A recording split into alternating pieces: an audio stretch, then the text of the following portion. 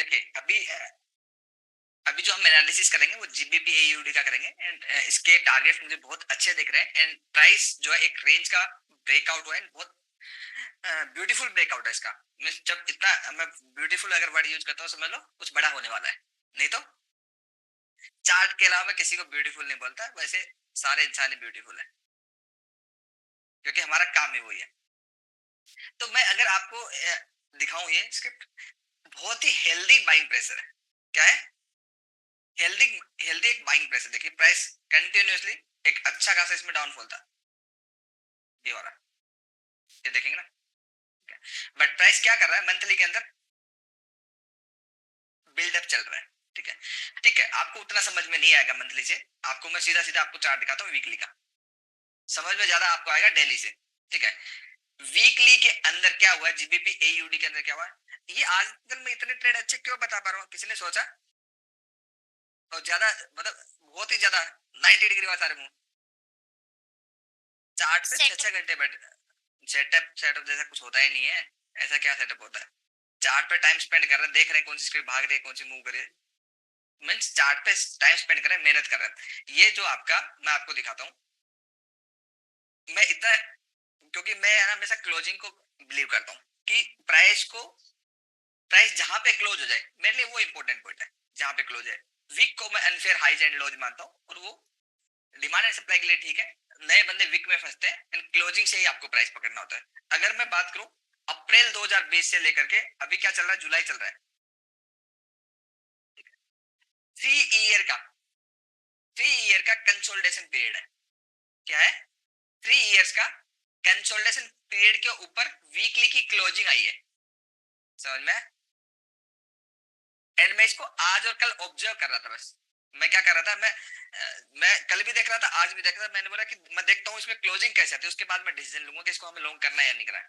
तो 3 ईयर्स की multi years range breakout हुआ है किसमें? जीबीपी एयूडी में। 3 ईयर्स एंड 3 ईयर्स जिस भी स्क्रिप्ट में होता है, मल्टी ईयर ब्रेकआउट होता है, वो स्क्रिप्ट ऑलमोस्ट डबल हो जाती है। जैसे मैंने सब लोगों को एचएल बताया था, एचएल मैंने 1300-1400 रुपए के आसपास बताया था, आज 4000 रुपए चल रहा है। ज्यादा पुरानी बात नहीं, पिछले साल की बात है, पिछले साल की बात है। तो मैं वही स्क्रिप्ट पकड़ता हूँ जो 90 डिग्री मूव करे या फिर बहुत बड़े टारगेट्स बने। अब इसी स्क्रिप्ट में अगर इसी चार्ट को अगर देखोगे, क्योंकि मेरे लिए ना प्राइस सेक्शन इंपॉर्टेंट है, चार्ट पैटर्न इंपॉर्टेंट नहीं। यहाँ पे चार्ट पैटर्न भी दिख रहा है लेकिन मैं चार्ट पैटर्न को इंपॉर्टेंस नहीं देता, मैं प्राइस बिहेवियर प्राइस सेक्शन को इंपॉर्टेंस देता हूँ। यहाँ पे देखिए प्राइस, देखिए आपका एक कप एंड हैंडल फॉर्म हो रहा है। मेरे लिए कप हैंडल किसी काम का नहीं है, मैं इसको इंपॉर्टेंस नहीं दे रहा कि कप हैंडल का ब्रेकआउट होगा फिर रिटेस्ट भी होगा, सब चीजें। मेरे लिए क्या है, मेरे लिए जो 3 ईयर्स का मल्टी ईयर्स का जो कंसोलिडेशन है, वीकली में देखेंगे 3 ईयर्स का कंसोलिडेशन के ऊपर लास्ट वीक में क्लोजिंग थी।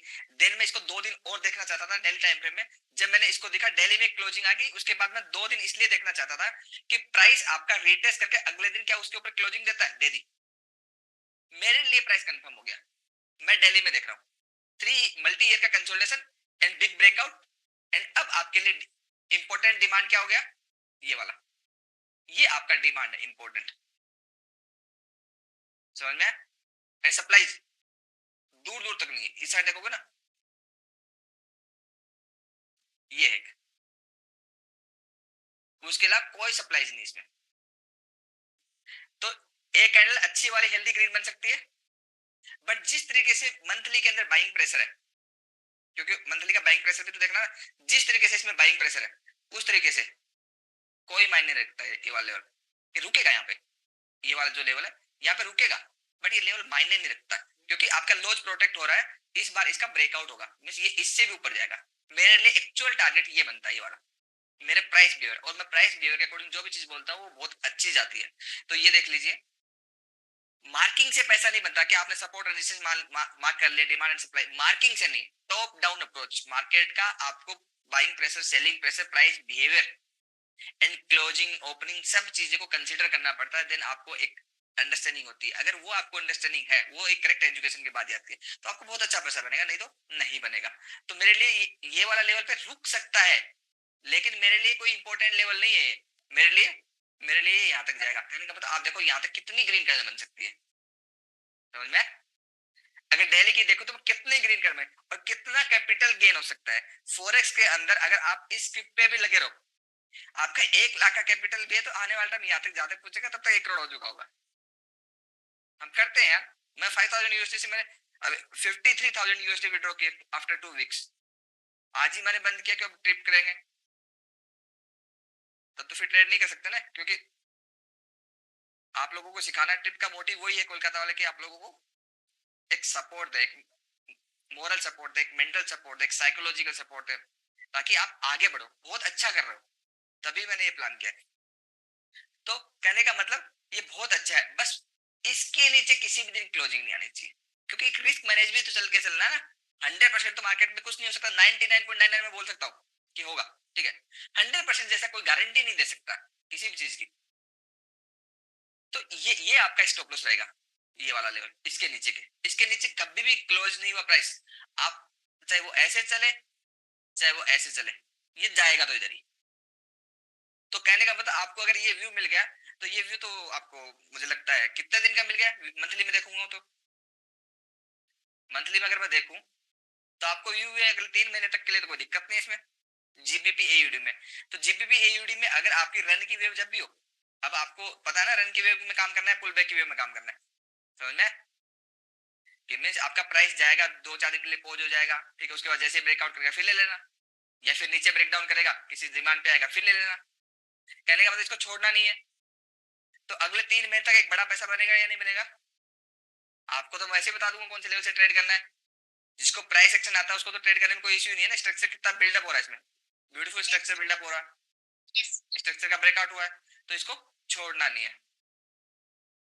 yes, अगले 1-2 साल में हमारे क्लास में कितने लोग करोड़पति बनेंगे, मैं भी मतलब सोच के हूँ कि बहुत सारे लोग बने, बहुत सारे। मैं चाहता हूँ 100% बने, बट बहुत तो आंखों के सामने दिख रहे हैं विद इन 1 ईयर के अंदर। इसका एनालिसिस सबको समझ में आया, कॉन्फिडेंस बिल्ड होगा सभी का, क्योंकि आपकी पूरी एजुकेशन हो चुकी है ना, आपको दिक्कत नहीं होनी चाहिए, एंड इसको भूलना भी नहीं चाहिए आपको। क्लियर है?